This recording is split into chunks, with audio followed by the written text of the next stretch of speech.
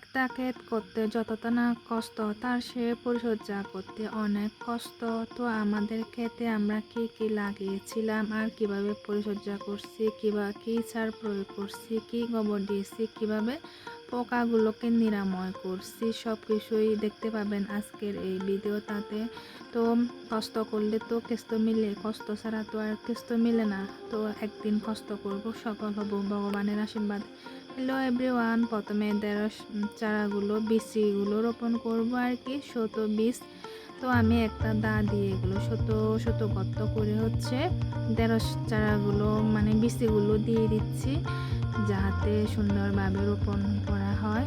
এই বিচিগুলো তেমন একটা গর্ত করতে হবে না, একটু একটু গর্ত করে দা দিয়ে এটা দিয়ে দিলে মুখটা ভিতরে ঢুকাই দিলে হয়ে যাবে। তো আমি দিয়ে দিলাম, অনেকগুলো লাগাইছি ঢেঁড়স। তারপরে এই যে দেখেন আমাদের মুরগিটা আর কি, বেচারা মুরগিটা আমাদের মাঝে এখন নাই, মরে গেছে। তো ঢেঁড়স বিচিগুলো রোপণ করা শেষ করে এখন সিমের বিচিগুলো রোপণ করতেছি।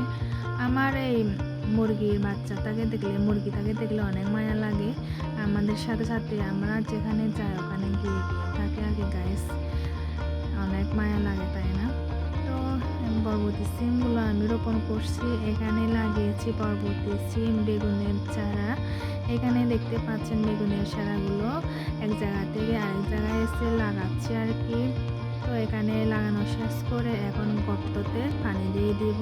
এগুলো পানি না দিলে গোবর মেখে গর্ততে পানি দিচ্ছি আর কি, পানি না দিলে এগুলো মরে যাবে। মরিচ চারা, বেগুন চারাতে আগে গোবর দিলাম, গোবর দেওয়া শেষ করে ভিজিয়ে রাখছি, তারপরে মরিচ চারা, বেগুন চারাগুলো এখানে গর্ততে দিয়ে দিছি। এই যে দেওয়া শেষ করে এখন পানিতে দিছি, পানি দিয়ে তারপরে মুখগুলো করে দিব আর কি। তো দেওয়া শেষ করে এখন আমি এটা পরের দিনে ঢেঁড়স চারাগুলো যখন বড় হয়ে গেছে, শিম চারাগুলো যখন একটু বড় হয়ে গেছে, তখন তো পানি দিতে হবে। পানি না দিলে এগুলো হবে না, প্রতিদিন এগুলো সকাল অথবা বিকালে পানি দিতে হবে। দেখতে পাচ্ছেন অনেক বড় হয়েছে, আর এটার অবস্থা দেখেন অনেক বড় বড় হয়েছে। তো আমরা যখন বড় হয়েছে শিম শাকে চাং তুলে দিচ্ছি জাল দিয়ে, চাংটা দেখেন। আর ঢেঁড়স চারাগুলো দেখেন এখানে একটু একটু বড় হচ্ছে।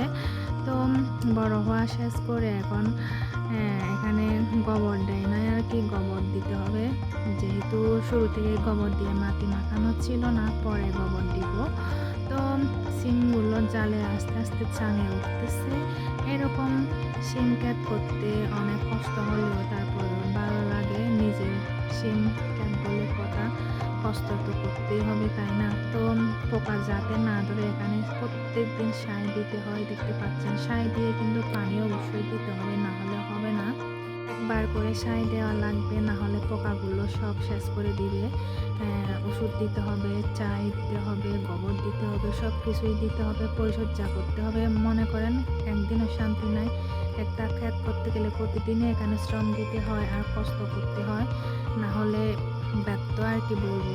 যদি আপনি লাগাইয়ে চুপচাপ ঘুমাই থাকেন তাহলে তো আর হবে না। একটু একটু বড় হয়ে যাচ্ছে, এই যে লতি বেরিয়ে হচ্ছে, উপরে ভাসতেছে আর কি। তারপরে হুইলের পানি আর শ্যাম্পুর পানি দিয়ে জামায় স্প্রে মারিয়ে দিচ্ছে। এই যে দেখতে পাচ্ছেন পোকাগুলো, এই পোকাগুলো একদম যায় না। স্প্রে মারার পরে 2-3 বার ধীরে ধীরে স্প্রে মারতে হয় হুইলের পানি দিয়ে, তারপরে যাচ্ছে না। এখানে গাছের মধ্যে লেগেই থাকে। তো আমার জামাইকে বললাম গাছের মধ্যে স্প্রে করে দাও, যেখানে পোকা আছে ওখানে পোকাগুলো হাত দিয়ে মেরে মেরে অনেক দিন থাকছি আমি, এও মারে আমিও মারি, দেখেন তারপরে পোকাগুলো যায় না। কালো কালো করে এক ধরনের পোকা, এগুলো ওষুধ দিলেও যায় না। এই যে দেখতে পাচ্ছেন এখানে সার দিচ্ছি, তারপরে ছাগলের গোবর দিয়ে দিচ্ছি। এগুলো হচ্ছে শুকনা ছাগলের গোবর, গরুর গোবর। গোবর দিলে এগুলো বলে আর কি, বেশি বল বাড়ে, এজন্য এগুলো দিচ্ছি। আমার জামাই কষ্ট করে অনেক জায়গা থেকে এগুলো সংগ্রহ করে নিয়ে আসছে। আর আমি পরের দিনে গিয়ে একটু যখন বড় হয়েছে, সিমের আগাগুলো যখন লতি বেয়ে উঠতে পারতেছে না, আমি এগুলো সাঙের মধ্যে তুলে দিচ্ছি, ঠিক করে দিচ্ছি আর কি, যাতে ভালোভাবে বলবে জালের মধ্যে উঠতে পারে। এই যে এখন ফল আসতেছে, দেখেন সিমের ফুল পড়ছে, এই ফুলগুলো জোরে পড়ে যাবে, তারপরে ফল হবে, সিম হবে। এই যে দেখতে পাচ্ছেন আমার হাত দিয়ে দেখাচ্ছি আমি, সব জায়গাতে সিমের ফুল চলে আসছে, সিমগুলো ধরতেছে আর কি। এই যে পোকা মারছে দেখেন, পোকাটা মেরে আপনাদেরকে দেখাচ্ছি কীরকম অবস্থা। একদম পোকা মাকড়ে সবকে কালো কালো করে দেখেন শিমের আগাতে গোড়াতে পাতায় সব জায়গায় ধরেছে। এই যে দেখেন আমি এগুলো একটা একটা মারে মারে মারে শেষ করছি আর কি, না হলে হবে না, সব পাতাগুলো সাদা সাদা করে দিবে। ফাইনালি এই যে শিমগুলো চলে আসলো। এই শিমগুলো আমি একবার তুলে পিন্নুসরণ দিয়ে দিছি, যেহেতু আমরা খাই নেই। আগে বান্তেদেরকে বিহারে বা পিন্নুসরণে দিতে পারবেন, বুদ্ধ শিয়ং দিতে পারবেন, দিয়ে দিচ্ছি আর কি। এই যে দেখেন সব জায়গায় আমাদের শিম ধরছে।